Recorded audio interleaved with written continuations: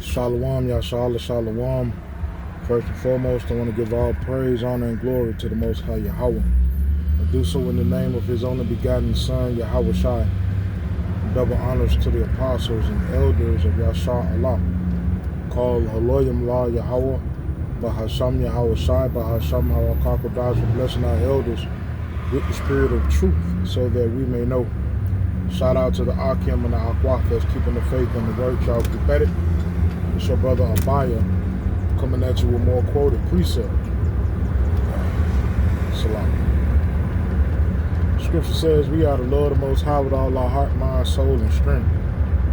All right, that includes having your faith fully invested in the Lord. All right, that's a foundational principle of fearing the Lord. All right, you gotta fear Him with everything that's in you.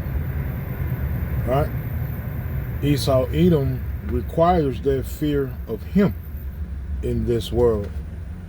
Right, going into 2 Thessalonians chapter 2, how this devil places himself as the Most High, and that's why this devil comes down so fiercely with the Lord's people.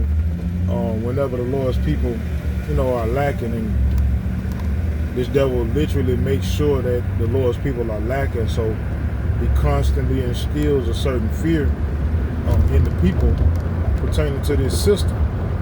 Right? For example, taxes. Right? The scripture says, "Render unto Caesar what is Caesar's, and render unto Yahweh what is Yahweh's." Yahweh requires that faith.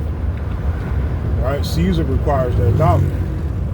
But in this world, right, if you come short on that dollar that go to Caesar coming at you with interest. He going after your paycheck that he already know you living paycheck to paycheck by. Right? He coming after your home, your whatever it is you have. He coming after it to try to instill that fear of, I got to make sure I'm good with daddy government. But through this truth, we understand the fear we are supposed to have is to, Yahweh Ba'ashem Yahweh Shai, and to Yahweh Ba'ashem Yahweh Shai only, right? But like I said, Esau Edom won't show fear in him, right?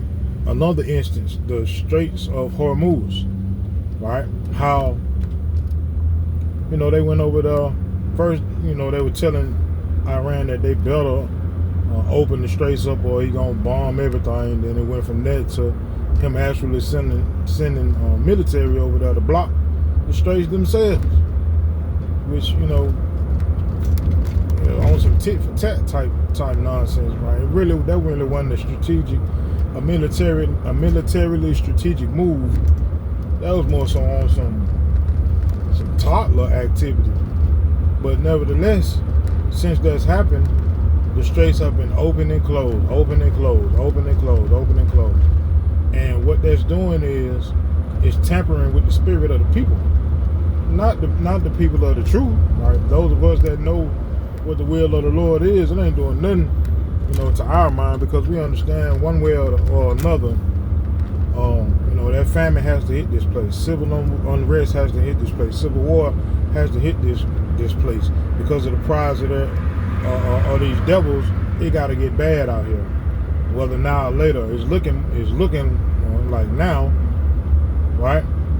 More so than ever. But nevertheless, the people that are in this world that don't know no damn better, they on an emotional roller coaster right now, man. Up and down, up and down, up and down, wondering if the price of things gonna go up or if the price of things gonna go back to normal, quote unquote. Right? But like even on that, what the hell is really normal? Right? Because I made a video about comparing minimum wage from the time of our grandmothers and grandfathers, or our grandfathers and grandmothers, to now, to be able to do what our grandfathers and grandmothers did. We would have to be making damn near $70 an hour. Whereas in those times, they were making minimum wage, holding down the house, being able to afford a house, being able to afford vehicles, being able to afford a family. All right, so what the hell is normal for real? All right, but those of us that know, we can clearly see the Lord doing away with this devil's kingdom. Them straits of Hormuz opening and closing, it's not, we're not on no emotional roller coaster. If anything, what it's doing is allowing us to see prophecy even more clearer. Right? Revelation 17, where it says the beast shall hate the whore. These different moves that the daughter of Babylon is making, including blockading the Straits of Hormuz, is simply putting a wedge between the daughter of Babylon's allies. So it's further pushing forward prophecy. Right? Scripture says man's goings are of the Lord. This devil thinks he's doing it, out of whatever the mindset is he's doing it out of. Because like I said, it's more like a toddler move than a military-minded individual. But nevertheless, the Lord got it in this man to do that. The Lord got it in this man to piss off his allies and his enemies. All right? And I saw a video where I made a video about this witch too. One of the top witches in the daughter of Babylon, or in the world actually, that is constantly around influential individuals, whether it be Jay-Z, Usher, musicians, comedians, politicians, whatever. All of them go to this woman, and she was saying that basically President Orange is one of their top magicians. He's a top warlock, right? And his whole job, I guess you could say, his specialty is chaos, right? He's able to produce chaos out of a stable, environment in order to produce order, right? We all should know one of the elite's top mottos is order out of chaos, ordo ab chaos, right? So President Orange is in place to create just that. So that emotional roller coaster that people are on is creating confusion and chaos in the spirit of that person, right? So the things to come, it's only gonna get crazier, man. It's only gonna get crazier. That's why you have to be grounded in the Lord. You have to build your house upon the rock, right? That rock which is the foundation of the gospels. It's the truth, right? Thing that has been in times past, which is the same now, right? It hasn't changed and it won't change, because it's the word of the Most High, and the Lord does not change, right?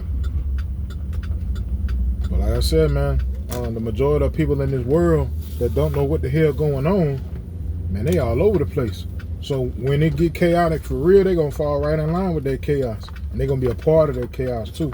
And the Lord is just gonna go ahead and rally them up to destroy one another, right? While we continue to have our faith, put our faith and trust in, Yahweh Ba'ashim Yahweh Shai, and fully believe that He's gonna bring us out on the other end, and lead us to that salvation that's spoken of in the book of Matthew chapter 24, where it says, "He that endureth unto the end, the same shall be saved." Right? So, Yasharallah. We in for some real deal time. So make sure you're maintaining your faith in Yahweh Ba'ashim Yahweh Shai. Try not to let this world, bother your mental. That's something else we have to battle with, right? Mental stability, right? And that's also why Scripture says knowledge and wisdom shall be the stability of thy times and strength of salvation, right? Scripture says, basically don't covet after your neighbor's anything. Basically meaning be cool with what you got. Whatever it is you have, however it is you are, that's what the Lord wants you to be until He wants you to be something else or better, right? So just be that, understand that, and know that, and have trust in that, and continue to watch the Lord place us in a higher estate than we are, because the curses that we have been under is now falling on our enemies. So we moving into our blessed time that's promised that was promised to our forefathers, and that promise trickled on down to us, right? And it's a blessed thing to see. So, and that's also scripture, you know, blessed. One of the top blessings of a man is to see the downfall of his enemies, and that's what we're witnessing. All right, so, and that knowing the time that now it is high time to awake out of sleep, for now is our salvation nearer than we believe. Call Haloyim La Yahweh, Bahasham Yahweh Shai, Bahasham Harakakudai, Shalom Yasha'Allah Wa, Abba.